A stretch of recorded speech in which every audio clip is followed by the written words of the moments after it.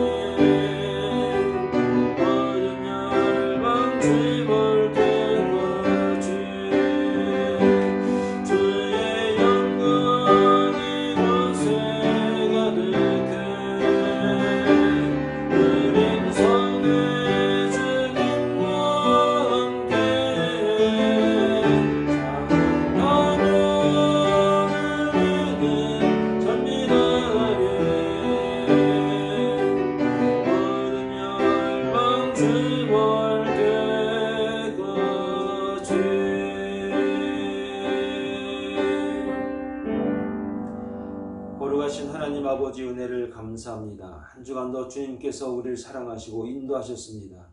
이제 11월을 첫 주를 맞이해서 또 창립 기념 주일을 맞이해서 하나님께서 그동안 사랑의 동산교회를 사랑해 주시고 또한 우리 모두에게 은혜 베풀어 주셔서 이 시간까지도 예배가 있고 찬양이 있고 영광을 돌릴 수 있는 신앙의 고백이 있음을 이 시간에 감사와 찬양과 영광을 돌립니다. 이 시간 하나님 은혜를 더하여 주시고 말씀하여 주시고 성령 하나님께서 축복으로 역사하여 주시옵소서. 들어진 물질 또한 있사오니 이 물질이 쓰이는 곳마다 주님의 영광만이 드러나게 하여 주시고 주의 복음만이 증거될 수 있는 그런 귀한 물질 될 수 있도록 하나님 역사하시고 축복하여 주시옵소서. 이 시간도 성령 하나님이 함께하여 줄 줄로 믿사옵고 예수님의 이름으로 기도합니다. 아멘. 다 같이 24장 우리 찬양 드리겠습니다.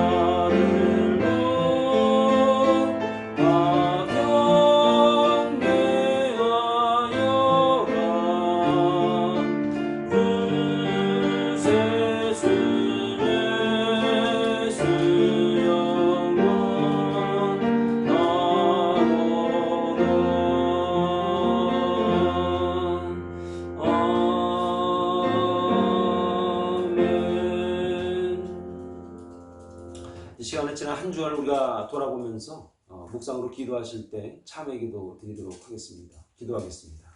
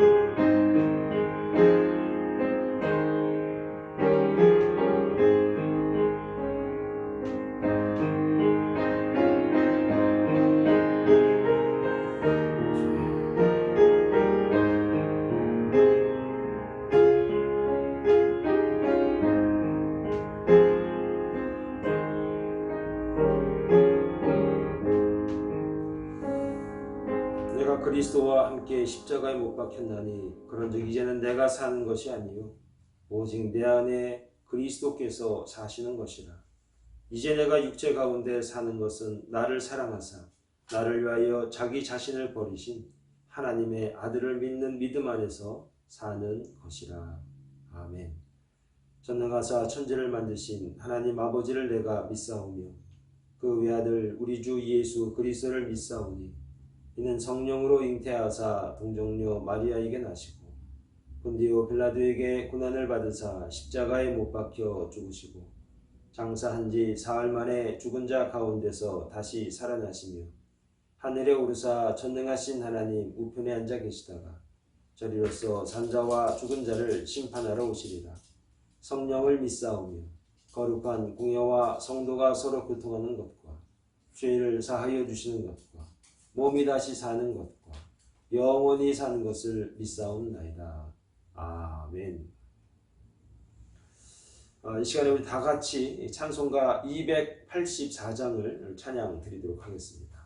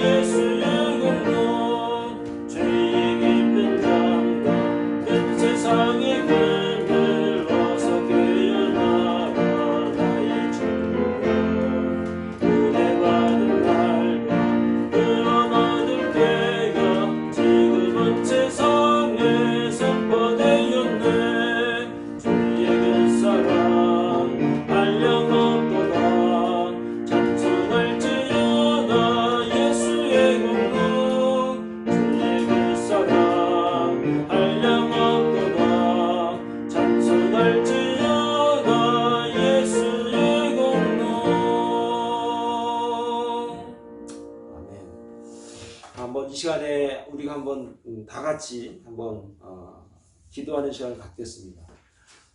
교회를 위해서 또 병든 자를 위해서 한번 시간에 다 같이 한번 중보기도하는 시간 한번 다 같이 한번 가져보도록 하겠습니다. 다 같이 한번 우리 기도합니다.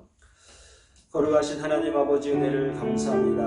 하나님께서 우리를 사랑하셔서 이 10월달 마지막 주일평일에서까지도 우리에게 은혜 주시고 말씀해 주시고 역사해 주셨사오니 아버지 하나님 이 시간에 간절히 기도하는 것은 정말 성령의 내가 충만한 사랑의 동산교회가 되어지게 하여 주시옵소서. 여러가지 힘들고 어려운 시간들을 보내면서 여기까지 주님이 인도하셨사오니 앞으로도 하나님 함께하여 주시고 은혜 내려 주실 줄로 믿습니다. 특별히 이 시간에 간절히 기도하는 것은 하나님 아버지 육신의 질병과 연약함을 가지고 몸져 누워 계신 우리 권사님들 계십니다. 아버지 하나님 권사님들 정말 하나님 나라 바라보면서 믿음을 가지고 믿음의 눈으로 저 천국 잡고 계시오니 주님의 은혜를 더하여 주시옵소서. 말씀하여 주시옵소서. 역사하여 주시옵소서.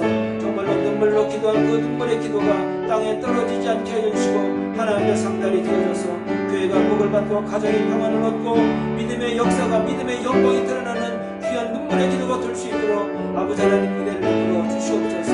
하나님 특별히 시간에 기도하는 것은 우리의 육신에 연약함이 있다는 것을 알면서 우리가 하나님이 아니고는 주님이 아니고는 우리가 이 땅에서 하나도 살 수 없다는 사실을 깨닫게 하여 주시고 그 믿음으로 주 앞에 온전히 나가는 믿음의 종들이 되어지게 하여 주시옵소서. 사랑의 동산들을 지켜주심을 감사합니다. 앞으로도 주님이 함께하여 주시고 은혜 나여 주시고 말씀하여 주시고 우리의 기도를 들어 역사하여 주실 줄로 믿사오니 이 믿음을 가지고 늘 기도하는 교회가 되어지게 하여 주시옵소서. 말씀을 사모하는 교회가 되어지게 하여 주시옵소서. 늘 헌신하며 봉사하는 교회가 되어지게 하여 주시옵소서. 누가 무엇을 할까가 아니라 내가 무엇을 도울까를 생각할 줄 아는 그 믿음의 행동, 믿음의 성도들이 될 수 있도록 은혜를 베풀어 주시고 역사하여 주시옵소서. 이 시간 성령 안에 함께하여 주셔서 말씀 가운데 은혜 베풀어 주시고 그 말씀으로 우리가 힘을 얻고 능력 얻고 주님의 은혜를 사모할 수 있는 거룩한 시간 되어지게 하여 주시옵소서. 주여 믿습니다.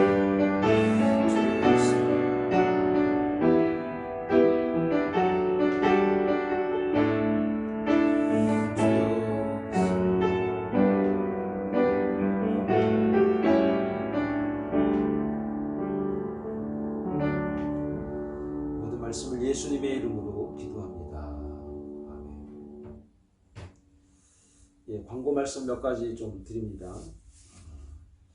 먼저 오늘은 11월 7일 주일입니다. 11월 첫째 주일은 사랑의 동산교회 창립일입니다.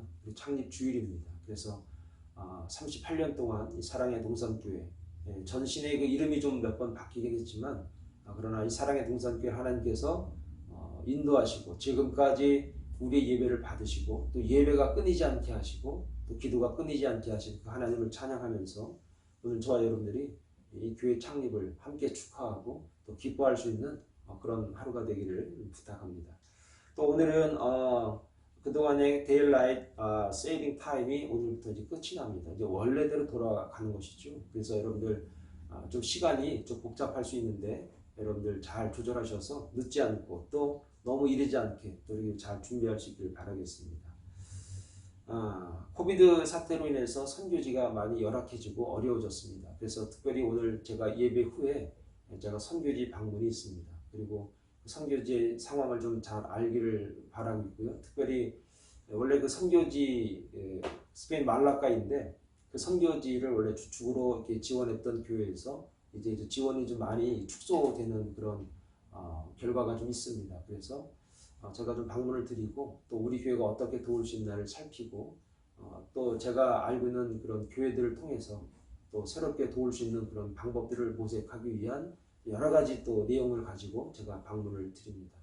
여러분들 기도 많이 해주시기를 부탁을 드리겠습니다. 그리고 스페인을 갔다가 제가 바로 돌아오지 않고 제 어머님이 좀 병원에 계시기 때문에 제가 잠시 들려서 뵙고 이렇게 오도록 하겠습니다. 여러분 오는 그 순간까지 여러분 기도 많이 해주시고 또 성령께서 놀랍게 인도하시고 생각하지도 않았던 우리가 계획하지도 않았던 성령의 인도함을 우리가 경험할 수 있는 그런 선교지 방문이 될 수 있도록 여러분 함께 기도해 주시기를 부탁을 드리겠습니다. 교우 동정을 보시면 우리 진순식 권사님, 장원근 권사님, 그리고 우리 장정관 간사님 그 아버님, 그 이인순 권사님, 허숙자 집사님 이렇게 몸이 좀 불편하십니다. 여러분 또 수술하시고 또 병원에 또 입원하셨다가 퇴원하시고 이런 분들 계시니까 여러분 함께 기도해 주시고 관심 가져 주시고 격려해 주시기를 부탁을 드리도록 하겠습니다. 네, 감사합니다. 그리고 특별히 11월 달에는 그 추수 감사 주일이 있습니다. 그래서 11월 제가 21일경 제 20일경에 이제 돌아오는데요. 11월 21일 주일이 이제 추수 감사 주일입니다. 그때는 우리가 EM과 함께 연합으로 예배를 드리고 마음껏 하나님을 찬양할 수 있는 그런 기회가 되길 바랍니다. 그래서 우리 여전도회나 또 여러 그 성가대 이렇게 함께 준비를 잘 해주셔서 이번 추수감사절은 정말 고난의 길을 헤쳐나온 정말 암흑의 길을 헤쳐나온 그런 사실 어떻게 보면 역사적인 추수감사 주일이 아닌가 생각이 됩니다. 여러분 우리 함께 기도함으로 준비하시고 열심히 도우셔서 이번 추수감사절이 우리에게 뜻깊은 그런 예배가 될 수 있는 그런 날이 되길 바라겠습니다. 위해서 함께 기도해 주시기를 부탁을 드리겠습니다. 이 시간에 한번 다 같이 우리 하나님 말씀을 보도록 하겠습니다. 고린도 후서 6장 1절부터 13절까지의 말씀인데 제가 한번 읽도록 하겠습니다. 함께 말씀을 보시면 되겠습니다. 우리가 하나님과 함께 일하는 자로서 너희를 권하노니 하나님의 은혜를 헛되이 받지 말라. 이르시되 내가 은혜 베풀 때에 너희에게 듣고 구원의 날에 너를 도왔다 하셨으니 보라 지금은 은혜 받을 만한 때요 보라 지금은 구원의 날이로다. 우리가 이 직분이 비방을 받지 않게 하려고 무엇에든지 아무에게도 거리끼지 않게 하고 오직 모든 일에 하나님의 일꾼으로 자천하여 많이 견디는 것과 환난과 궁핍과 고난과 매맞음과 갇힘과 난동과 수고로움과 자지 못함과 먹지 못함 가운데서도 깨끗함과 지식과 오래 참음과 자비함과 성령의 감화와 거짓이 없는 사랑과 진리의 말씀과 하나님의 능력으로 의의 무기를 좌우에 가지고 영광과 욕됨으로 그러했으며 악한 이름과 아름다운 이름으로 그러했느니라. 우리는 속이는 자 같으나 참되고 무명한 자 같으나 유명한 자요 죽은 자 같으나 보라 우리가 살아있고 징계를 받는 자 같으나 죽임을 당하지 아니하고 근심하는 자 같으나 항상 기뻐하고 가난한 자 같으나 많은 사람을 부유하게 하고 아무것도 없는 자 같으나 모든 것을 가진 자로다. 고린도인들이여 너희를 향하여 우리의 입이 열리고 우리의 마음이 넓어졌으니 너희가 우리 안에서 좁아진 것이 아니라 오직 너희 심정에서 좁아진 것이니라. 내가 자녀에게 말하듯 하노니 보답하는 것으로 너희도 마음을 넓히라. 이것은 하나님 말씀입니다. 예, 고린도 후서 6장 1절에서 13절까지의 말씀으로 마음을 넓히라는 제목으로 하나님 말씀 증거하겠습니다. 칭찬은 고래도 춤을 추게 한다는 말이 있습니다. 칭찬이 얼마나 큰 힘이 있고 능력이 있다라고 하는 것이죠. 칭찬 들어서 싫어할 사람 또 싫어할 동물 또 이 존재들은 사실 칭찬이 굉장히 큰 능력이고 힘이 된다는 사실입니다.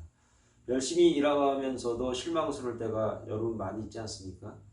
그것은 수고에 대한 칭찬보다도 도리어 비방이 돌아올 때 아마 다 그러실 겁니다. 그렇게 되면 실망하게 되고 또 삶의 회의가 들기도 하는 것이죠. 사도 바울의 삶이 그러했던 것 같습니다. 굉장히 열심히 살았는데 돌아오는 것은 모욕적인 말이라든지 좋지 않은 비방의 소리들이 사도 바울을 굉장히 힘들게 했던 것 같습니다. 그러나 그는 실망스러운 상황을 믿음으로 이겨냈던, 그래서 정말 주의를 묵묵히 감당했던 그런 사도였습니다. 3절에 이런 말이 있습니다. 우리가 이 직분이 비방을 받지 않게 하려고 무엇이든지 아무에게도 거리끼지 않게 하고, 이런 말이 있습니다. 이 3절의 말씀을 보면은 우리가 사도 바울이 얼마나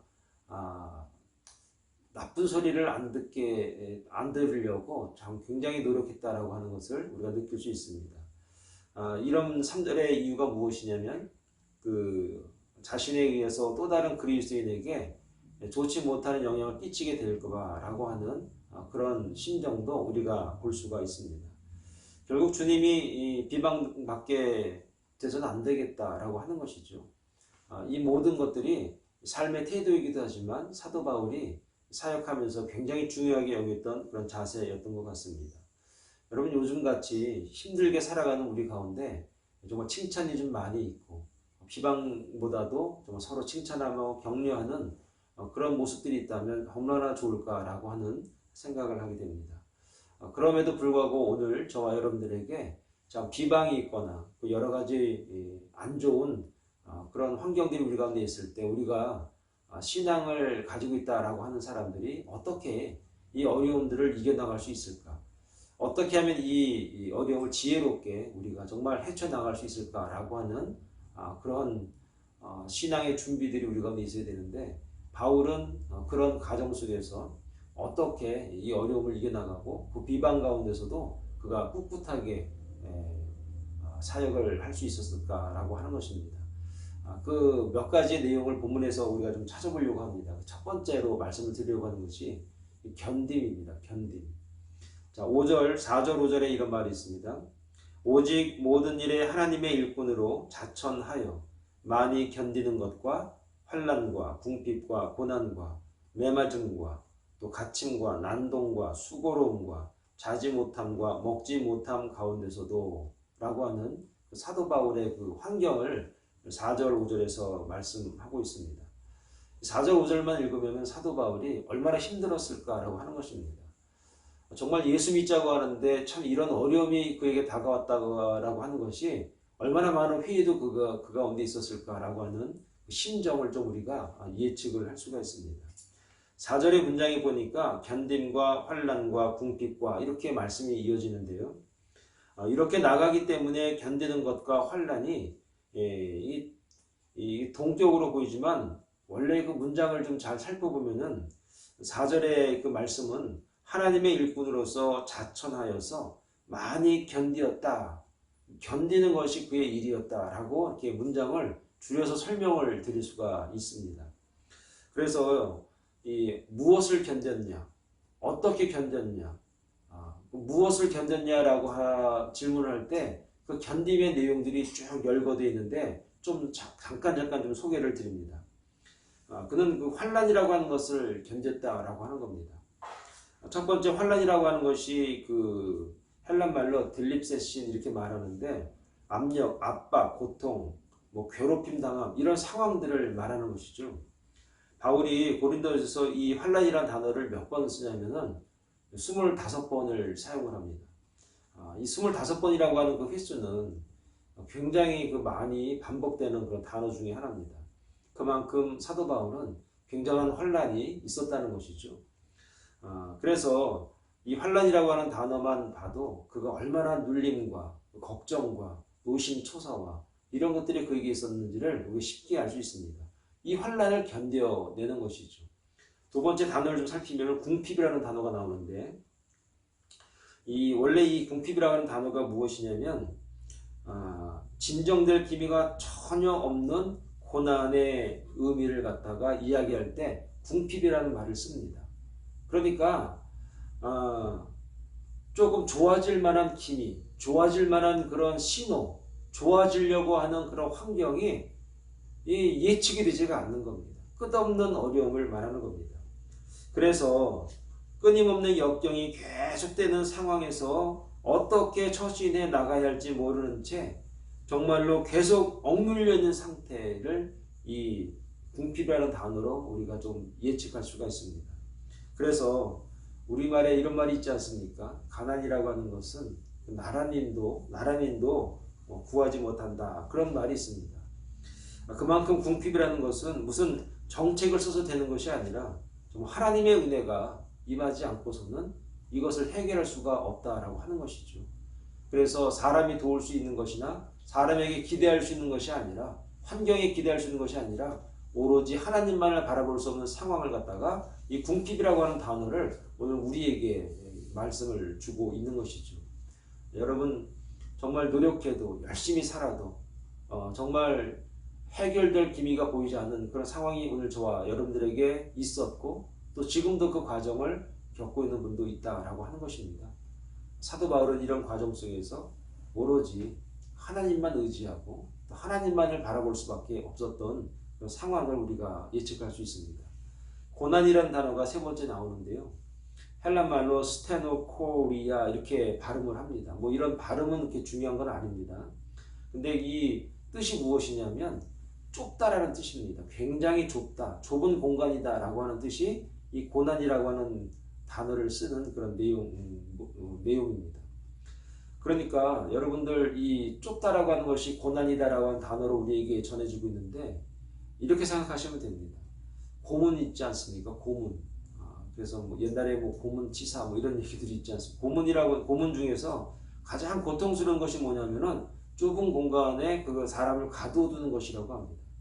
여러분 그래서 그 영화에 가끔 보면은 그 감옥소에서 사고를 치거나 그러면은 독방에 가두죠. 아주 조그만 방에. 그런데 아무리 강단이 센 남자라고 사람이라고 하더라도 독방에 가는 걸 그렇게 싫어한다고 합니다. 왜 그러냐면 그 좁은 공간 안에 갇힌다는 것이 굉장히 큰 고난, 고통이기 때문이죠. 사도 바울이 그런 고난 가운데 있었다는 겁니다. 이 고난은 왜 그러는가? 그 좁은 공간은 무엇을 오늘 우리에게 의미하냐면 전혀 소망이라고 하는 것을 찾을 수 없기 때문이라는 것입니다. 그러니까 사도 바울이 당한 상황은 소망을 바라볼 수 없는, 기대할 수 없는 상황이 아니었던 것이죠. 무슨 사역이 그랬길래 예수님을 믿자고 한 것인데 예수 믿자고 이렇게 정말 하나님 앞에 나아갔는데 그런 고난이 다가온 것입니다. 또 하나 말씀을 더 드리면 매맞음이라는 단어가 5절에 나오는데요. 그 헬란 말로 그 매맞음이라는 단어를 어떤 단어를 썼는가 봤더니 플레가이즈 이렇게 발음을 합니다. 그러니까 이것은 뭐냐면 채찍질 당할 때 채찍질한 그런 그림 모양에서 따온 단어죠. 고린도 후서 11장 24절 5절에 보면 알 수 있듯이 그 사도 바울이 얼마나 많이 매를 맞았냐면 8번 정도의 매를 맞았다고 나왔는데 그 8번 정도가 그냥 한두 대 슬슬 때리는 것이 아니라 40에 하나 감한 매를 5번 맞았고 태장으로 해서 채찍으로 맞았다라고 하는데 태장이라고 하는 게 뭐냐면 그 채찍에 그 납을 달아가지고 쇠붙이죠. 쇠붙이를 달아가지고 그걸로 때리는 겁니다. 그 쇠붙이가 몸에 닿을 때 살점이 툭툭 떨어져 나간다고 하죠. 그 정도로 아주 고통스러운 그런 매맞음입니다. 근데 여러분 이 매맞음이라고 하는 것이 맞아서 아픈 것도 있지만 굉장히 사람에게는 그 치욕적인 그런 상황입니다. 이 치욕적인 상황, 소위 말해서 정신적으로도 매를 맞는 것이고 육체적으로도 고통을 받는 것이죠. 이런 매맞음이 그에게 있었습니다. 또 5절에 보니까 가침이라는 단어가 나오는데 이 가침이라는 것이 이제 감옥을 말하는 겁니다. 그러니까 사도 바울은 감옥도 이렇게 자주 갔습니다. 원하지 않았지만 가고 싶지는 않았지만 감옥에 갇혀 있는 것이죠. 우리가 잘 알고 있는 바울과 실라가 감옥에 갇혀서 하나님을 찬양하지 않았습니까? 그렇게 견디는 것이고 지나가는 것이었죠. 5절에 보면 또 난동이라는 또 단어가 나오는데요. 이 난동이라고 하는 단어가 뭐냐면은 사람을 이리저리 끌고 다니는 것을 갖다가 난동이라는 단어로 쓴 겁니다. 그러니까 사람을 이리저리 끌고 다니면서 창피 주고 모욕 주고 그러면서 정말 그 예수 믿는다는 것 자체에 대해서 굉장히 그 좋지 않은 결과를 모두에게 줄 것이다 라고 이렇게 광고스럽게 끌려 다니는 겁니다. 얼마나 참 어려웠을까, 참 힘들었을까. 그리고 5절에 또 보니까 수고로움이라는 단어가 나오는데 이 수고로움이라는 게 뭐냐면 코포이스라는 단어를 씁니다. 이것은 힘든 일, 모든 노동을 갖다가 포함하는 단어죠. 그러니까 자기에게 주어진 일에 온 힘을 다 하고 난 뒤에 다가오는 피곤함을 말하는 겁니다. 굉장히 열심히 살았고 굉장히 피곤하게 살았고 또 열심히 일했다라고 하는 것을 알 수 있습니다. 일하지 않으면 안 됐던 그런 상황임을 우리가 알고 있습니다. 데살로니가 전서 2장 9절에 보니까 그는 자신의 필요를 충족시키기 위해서 손수 일하는 수고를 했습니다. 복음을 전하는데 자비량으로 이렇게 수고를 하면서 그가 사역을 했던 것이죠. 여러분 목회하는 것이 쉽지가 않죠. 그런데 자기 생활비를 벌어가면서 그리고 여기저기 다니니까 한 곳에 정착을 못하니까 물질로 참 힘들고 어려웠다라는 것을 이 수고로움이라는 단어로 우리가 알 수 있습니다. 그런데 내가 돈이 없어서 힘듭니다. 어렵습니다. 이렇게 손 벌리고 다니는 것이 아니라 열심히 일하고 땀 흘려서 수입도 얻으면서 또 짬짬이 주의 복음을 전하는 그런 바울 사도의 그런 노력과 헌신을 우리가 이 단어로 알 수 있게 되는 것입니다. 여러분 이것이 바로 사도 바울의 수고로움이고 그 수고를 통해서 오늘 우리에게 복음을 전하기 위한 그의 철저한 헌신을 우리가 볼 수가 있습니다. 그리고 5절에 또 어떤 단어가 나오냐면 자지 못함이라는 단어가 나옵니다. 이 자지 못함이라는 단어를 좀 헬란말로 말씀을 드리면 아그리푸니아이스 뭐 이렇게 좀 말이 긴데요. 잠자는 것을 스스로 억제하는 겁니다. 자지 못함이라고 하는 게 누가 자꾸 깨워서 자지 못했다 그런 게 아니라 스스로 자지 못하게 자기 자신을 스스로 이렇게 깨우는 것을 말하는 겁니다. 이유는 무엇이냐? 왜 그렇게 잠을 안 잘까? 피곤하면 좀 자지, 쉬지. 그런데 바울 스스로가 잠을 깰 수밖에 없었습니다. 이유가 뭐냐? 낮에는 사람 만나고 복음 전하고 바쁘죠. 밤에는 또 그럼 자야 되는데 뭘 했느냐? 다른 지역으로 옮겨야 되는 겁니다. 여기서 복음 전하고 여기서 정말 주의 말씀을 증거하고 난 다음에 밤에는 부지런히 다른 도시로 이렇게 이동을 하는 겁니다. 밤에. 그러니까 얼마나 힘들었을까. 가면서 졸면서 여기저기 부딪히고 아마 그랬지 않았을까. 그래야 시간도 절약하고 또 여러 사람이 힘들게 하니까 사람의 눈도 피할 수 있고 그래서 늘 자지 못함이 바울에게 있었다는 것입니다. 여러분 이렇게 수고했습니다. 그리고 또 하나 5절에 5절에 또 어떤 마지막으로 뭐가 나오냐면 먹지 못함이라는 단어가 나옵니다. 금식이 아닙니다. 이것은 먹지 못한 게 내가 금식하면서 기도하지 할 때 그런 먹지 못함이 아니라 부족함. 이게 헬라어로 또 좀 말씀을 드리면 네스테이아이아스. 그러니까 네스라는 게 레스 이렇게 나오지 않습니까? 부족하다 그런 뜻이죠. 그러니까 먹을 게 늘 부족했던 겁니다. 먹어야 되는데 기도할 시간, 기도해야 되기 때문에 못 먹은 게 아니라 먹을 게 없는 겁니다. 이러한 어려움을 견딘 사도 바울입니다. 그리고 복음을 위해서 그는 이러한 어려움을 견딘 겁니다. 아마 여기서 말씀 9가지 이렇게 사도 바울이 열거해놨던 자기의 상황을 나열해 놓은 고난, 매맞음, 갇힘, 난동, 수고로움, 자지 못함, 먹지 못함, 궁핍, 환난 이런 단어들 가운데 아마 저와 여러분들도 참 몇 가지는 지금도 경험하고 있고 또 과정을 지나고 있는 그런 분들도 있을 것이라 생각합니다. 이런 환경이 바울에게 온 것이냐? 오늘 우리 시대에도 저와 여러분들에게 있을 것입니다. 그러면 우리가 신앙인이라면 이 환경을 갖다가 어떻게 교훈 삼아야 되고 본문의 말씀이 오늘 우리에게 주는 이유가 무엇이냐? 그것은 하나님께서 나를 사랑하사 예수 그리스도를 통하여 예수 그리스도의 복음으로 말미암아 새 사람으로 새 인생을 살게 하셨다면 내가 믿음으로 잘 견뎌서 정말 주님의 뜻을 이루어드리고 나 또한 보람된 믿음의 신앙인의 삶을 살아가는 것이 중요하다는 것이죠. 사랑하는 여러분, 잘 견디시기 바랍니다. 어렵고 힘들고 누가 알아주지 않는다고 하더라도 주께서 우리의 이 형편을 다 아시기 때문에 바울 사도가 그 길을 가셨던 것처럼 저와 여러분들이 잘 견디시면 하나님께서 놀랍게 함께 하시고 마음으로 심령으로 은혜를 주실 줄 믿습니다. 이 믿음이 정말 저와 여러분들을 견디게 하셔서 온전한 신앙의 반열에 올라서게 하리라 믿습니다. 두 번째, 신앙생활을 잘 감당할 수 있어야 됩니다. 자, 6절, 7절의 말씀을 좀 제가 읽어드리면 이렇습니다. 깨끗함과 지식과 오래 참음과 자비함과 성령의 감화와 거짓이 없는 사랑과 진리의 말씀과 하나님의 능력으로 의의 무지를 좌우에 가지고 이렇게 말씀을 가지고 있습니다. 이 말씀이 무슨 신앙생활과 관계가 있는가? 물론 관계가 있습니다. 사도 바울이 유지하고 있던 신앙생활에 대해서도 9가지 정도 정리해주고 있는데 그가 견딘 것이 이제 9가지 정도인데 그러나 이 4가지 정도로만 말씀을 좀 드리면 충분하지 않을까 이렇게 생각이 됩니다. 첫째는 이제 오래 참음만 좀 말씀을 드리면 헬란 말로 마크로디미아 이렇게 발음합니다. 오래 참다. 이 말씀은 아마 저와 여러분들이 많이 설교를 통해서 성경을 통해서도 많이 이제 이야기를 나눴던 말씀입니다.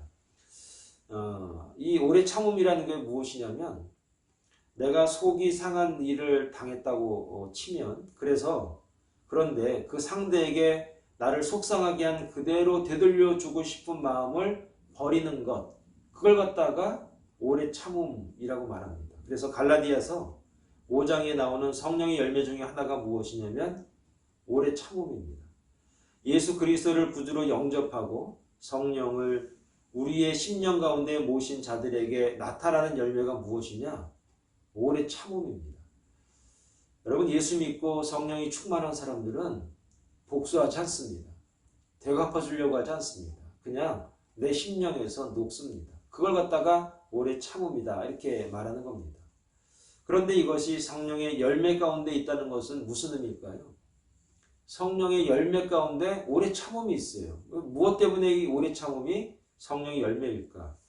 아무나 할 수 없는 것이고 어렵기 때문에 성령이 주시는 능력으로 할 수 있는 것이다라고 하는 겁니다. 하나님이 도와주셔야만 할 수 있는 게 무엇이냐? 오래 참음이라는 겁니다. 여러분 포기하고 신경 안 쓰는 것과는 이게 굉장히 좀 다릅니다. 사람과의 관계를 끊고자 하는 것이 아니라 만들어가기 위해서 오래 참는 겁니다. 될 때면 되지 그냥 나는 신경 안 쓰면 되지 그걸 얘기하는 게 아닙니다. 만들어가고 잘 해보려고 하기 때문에 오래 참는 겁니다. 그래서 성령께서 도우셔야 할 수 있다라고 하는 겁니다. 성령이 함께하지 않는 자가 어떻게 오래 참을 수가 있겠습니까? 하나님이 힘 주시면 오래 참을 수 있습니다. 하나님이 은혜를 주시면 우리가 오래 참아낼 수가 있습니다. 오래 참는 것은 그래서 성도들이 세상을 대하는 태도라고 말씀을 드릴 수가 있는 겁니다. 야고보서 5장 7절부터 말씀을 보면 이런 말이 있습니다. 그러므로 형제들아 주께서 강림하시기까지 길이 참으라. 보라 농부가 땅에서 나는 귀한 열매를 바라고 길이 참아 이른 비와 늦은 비를 기다리나니. 요 7절 한 구절에 참는다는 말이 두 번이나 반복이 됩니다. 8절에도 보니까 너희도 길이 참고 마음을 굳건하게 하라. 주의 강림이 가까우니라. 주님 오실 때 다 됐으니까 조금만 더 참으면 된다. 그런 얘기입니다. 여러분 우리가 다 잘해놓고 마지막 참 그거 잠깐 그 마음을 놓아서 실수할 때가 얼마나 많습니까? 9절의 말씀에도 보니까 형제들아 서로 원망하지 말라. 그리하여야 심판을 면하리라. 보라 심판주가 문 밖에 서 계시니라. 주님이 문 밖에 계시다는 겁니다. 이제 금방 문 열고 오실 거니까 조금만 더 기다려보라는 겁니다. 조금만 더 참아보고 조금만 좀 참고 조금만 좀 인내해보라는 겁니다.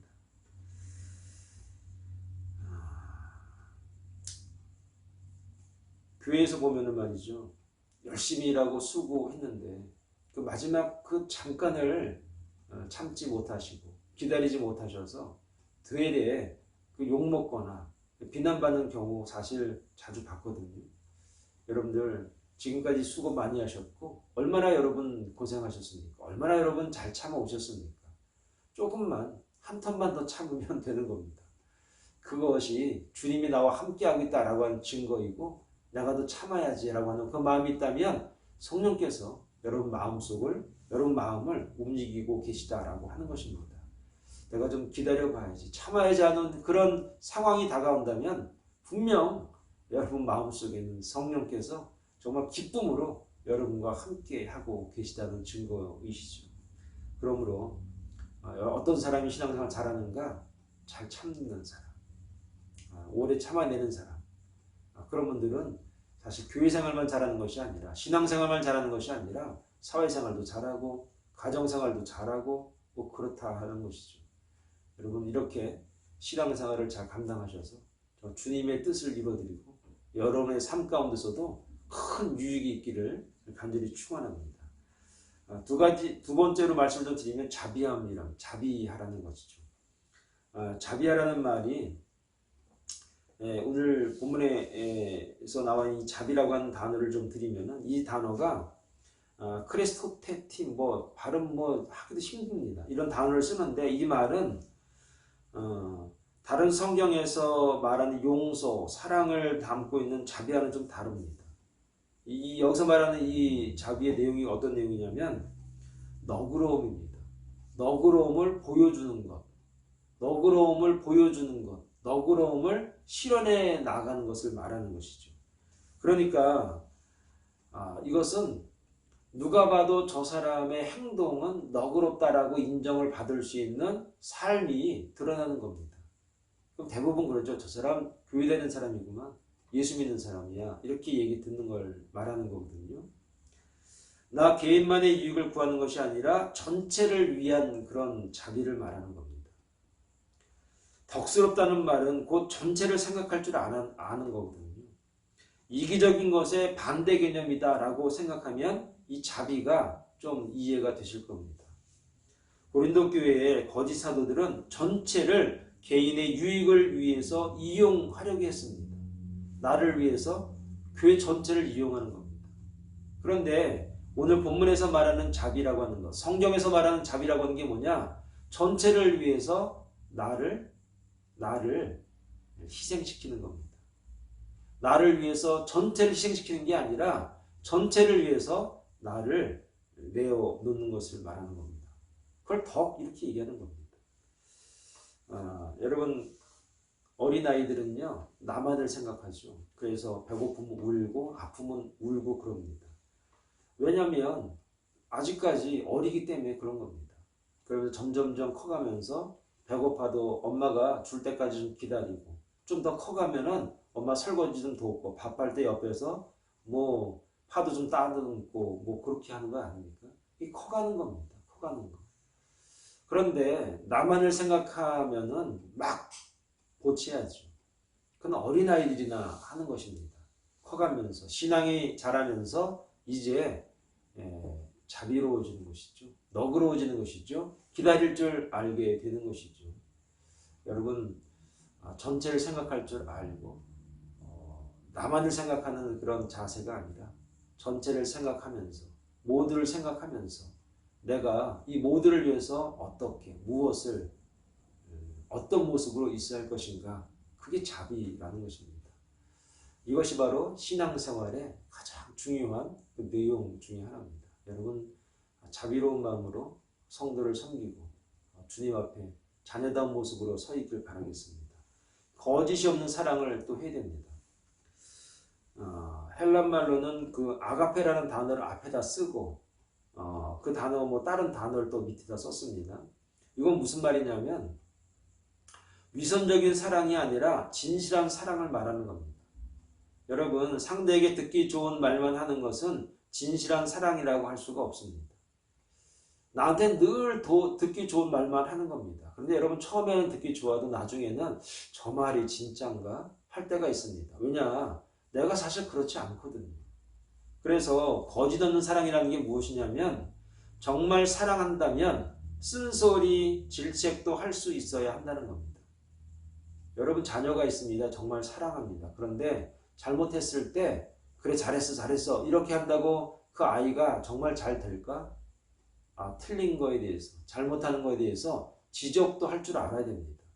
쓰지만 마음 아프지만 아파할 줄 알지만 해야 되는 것입니다. 왜냐하면 정말 사랑하기 때문에 진실로 사랑하기 때문에 그렇다는 겁니다. 그래서 오늘 저와 여러분들이 거짓 없는 사랑을 할 줄 알아야 됩니다. 진실한 사랑을 할 줄 알아야 됩니다. 저는 이 부분에서 늘 제가 나단 선지자 얘기를 합니다. 여러분 다윗이 잘못했습니다. 바세바를 범했습니다. 우리아를 죽였습니다. 나단 선지자가 하나님의 말씀을 받았습니다. 그래서 다윗 왕 앞에 가서 직고했습니다. 그랬더니 다윗 왕이 어떻게 했습니까? 그냥 그 자리에서 꼬꾸라져 가지고 회개하지 않았습니까? 근데 여기서 여러분 가만히 생각해 보시기 바랍니다. 만약에 나단 선지자가 왕이니까 유력자니까 힘 있는 자니까 그냥 왕이 듣기 좋은 말만 이렇게 대충 했거나 그냥 대충 알아들으라고 이렇게 돌려서 이렇게 얘기했다면 그래서 자기는 얘기했지만 다윗 왕이 못 알아들었다면 아마 오늘날의 다윗 왕은 존재하지 않았을 것이라는 얘기죠. 여러분 이 나단 선지자의 이런 직언이 다윗을 미워해서 그랬을까요? 이스라엘이라고 하는 그 나라가 싫어서 그랬을까요? 다윗 왕을 진실로 사랑했기 때문에 거짓 없는 사랑을 그가 실천했기 때문에 오늘날 다윗 왕이 존재할 수 있게 되었다라고 하는 것이죠. 여러분 저와 여러분들 가운데 사랑하는 사람들이 내 주변에 있습니까? 정말 그들을 위해서 여러분 뭔가를 해야 되겠다라고 생각이 든다면 오늘 본문의 말씀처럼 거짓 없는 사랑을 한번 해보시기 바랍니다. 그래서 그가 바로 쓸 수 있다면 좀 아프지만 괴롭지만 힘들지만 정말 바로 쓸 수 있다면 제대로 될 수 있다면 진실된 사랑을 할 줄 아는 그런 주의 종들이 되기를 간절히 축원을 드리겠습니다. 진리의 말씀을 알아야 됩니다. 이 말씀이 무슨 말이냐? 헬라어로 로고 알레데이아스 이렇게 써 있거든요. 하나님의 말씀이라는 것이죠. 하나님의 말씀을 알아야 된다는 얘기죠. 어려운 일을 당할수록 하나님의 말씀을 의지할 수 있어야 한다는 얘기죠. 그게 신앙생활이라는 겁니다. 여러분 시편 119편 우리가 굉장히 유명한 말씀인 줄 알고 있는데 71절 72절에 이런 말씀이 있습니다. 고난당한 것이 내게 유익이라. 왜 유익인지 설명하는데 이로 말미암아 내가 주의 율례들을 배우게 되었나이다. 주의 입의 법이 내게는 천천 금은보다 좋으니이다. 주의 고난당한 것이 유익인데 왜 유익이었냐? 주의 율례를 그 고난을 통해서 배우게 됐다는 겁니다. 여러분, 신앙생활은 어떻게 하는 것인가? 하나님의 말씀을 배우는 게 신앙생활입니다. 근데 그 하나님의 말씀이 평소에는 잘 모르는데 고난을 당해보니까 하나님 말씀을 알게 되는 것이고, 하나님 말씀이 그때 굉장히 중요하게 나를 잡아주는 겁니다. 그래서 고난이 내게 유익이 되는 것입니다. 이유가 무엇이냐? 그로 말미암아 내가 주의 윤례를 배우게 되었기 때문입니다. 여러분, 지난 시절 우리에게 고난이 있었죠. 여러분, 그 가운데서 고난을 어떻게 이기셨습니까? 고난을 이길 수 있는 힘은 어디서 여러분 만들어내셨습니까? 오늘 시편 기자의 말을 들어보면 고난을 통해서 하나님의 말씀을 배우게 되었고, 그 말씀을 통해서 이 하나님의 말씀이 얼마나 귀한지, 금보다도 은보다도 귀하다는 것을 그가 알게 되었다라고 하는 것입니다. 그러므로 고난당하는 가운데 하나님의 말씀을 보고 깨닫는 그런 주의 종들이 되길 바랍니다. 그래서 이 고난이 나에게 다가오면 하나님께서 나에게 말씀을 주시기 위해서, 말씀을 깨닫게 하기 위해서 나에게 이 고난을 또 허락하시는구나. 이런 믿음의 눈이 우리 가운데 있으면 우리에게 다가오는 고난은 고난이라기보다 배움의 시작이고, 배우게 되는 하나님을 더 가까이 할 수 있는 그런 축복의 통로가 될 수 있다라고 하는 것이죠. 시편 119편 67절에 고난당하기 전에는 내가 그릇 행하였더니 이제는 주의 말씀을 지키나이다. 여러분, 진리의 말씀이 우리에게 많으면 많을수록 우리는 고난을 이길 수 있는 겁니다.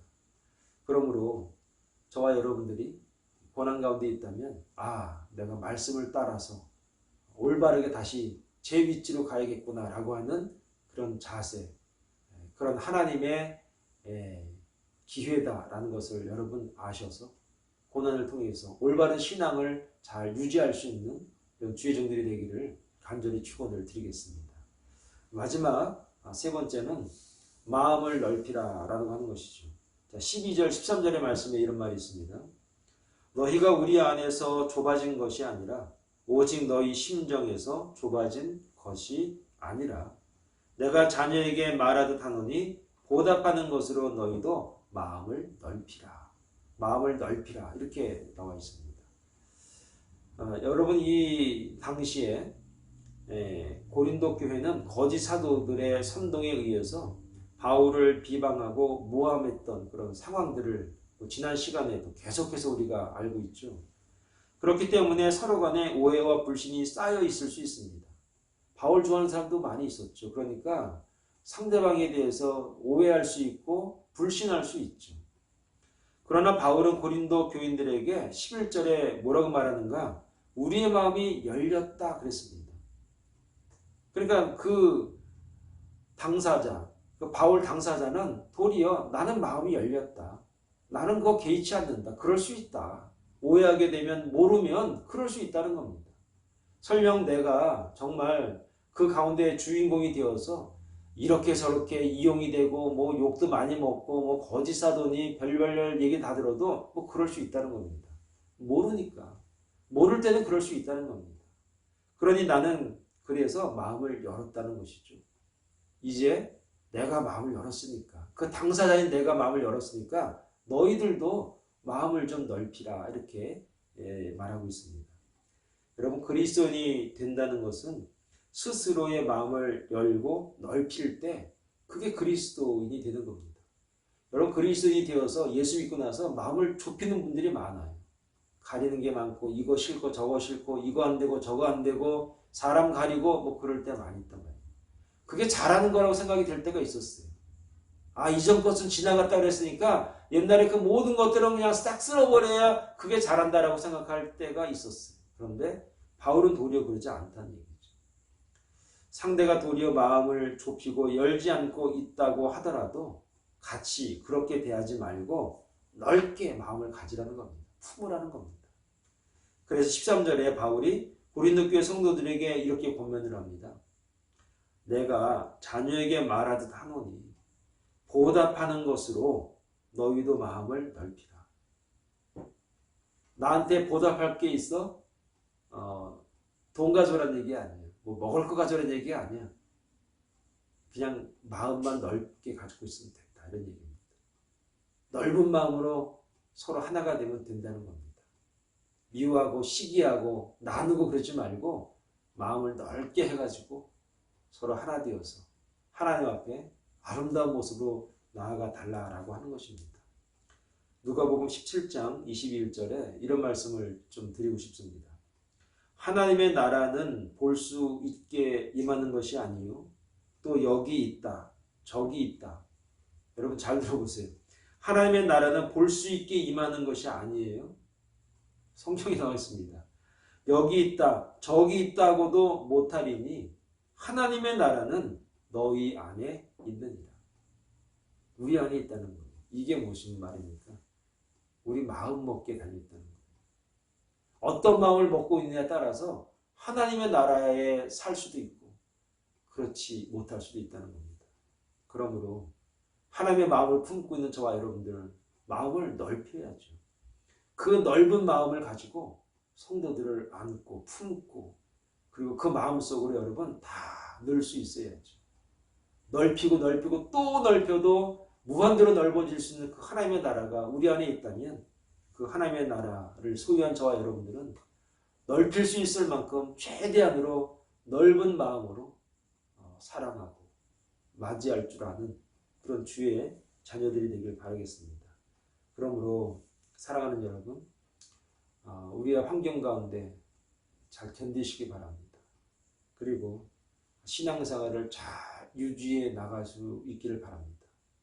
그리고 마음을 좀 넓힐 수 있을 만큼 넓히시기 바랍니다. 그것이 바로 우리가 이 세상에 살아가는 저 하나님 나라의 삶을 살아가는 준비요 또 온전한 신앙의 자세라는 것을 깨닫고 여러분 이 말씀으로 다시 한번 용기와 소망과 희망을 얻을 수 있는 그런 신령한 종들이 되길 간절히 축원을 드리겠습니다. 기도하겠습니다. 거룩하신 아버지 하나님 은혜를 감사합니다. 오늘 주어진 말씀을 통해서 우리가 주어진 환경이 내 마음에 들지 않고 여러 가지 시험과 환난과 고난과 역경과 자지 못함과 굶주림과 이런 바울 사도가 당하고 있던 그런 상황이 우리 가운데 있다고 하더라도 견딜 수 있는 힘과 능력을 더하여 주시옵소서. 그리고 주어진 삶 가운데서도 흐트러짐 없이 신앙생활을 온전히 유지할 수 있는 은혜를 허락하여 주시옵소서. 우리의 마음을 넓혀서 정말 하나님의 자녀답게 천국을 품고 있는 그런 믿음의 종들이 될 수 있도록 은혜를 베풀어 주시옵소서. 바로 이렇게 할 수 있는 것은 성령 하나님께서 우리에게 힘이 되어 주시고 함께하여 주시고 능력을 더하여 주실 때에 가능할 줄로 믿습니다. 여러분 하나님 우리의 마음속에 계심을 믿고 이 믿음으로 승리하는 신령한 종들이 다 될 수 있도록 은혜를 베풀어 주시옵소서. 감사드리옵고 예수님의 이름으로 기도합니다. 아멘. 이 시간 285장을 찬양 드리시고 부차 축도로 예배를 마치겠습니다.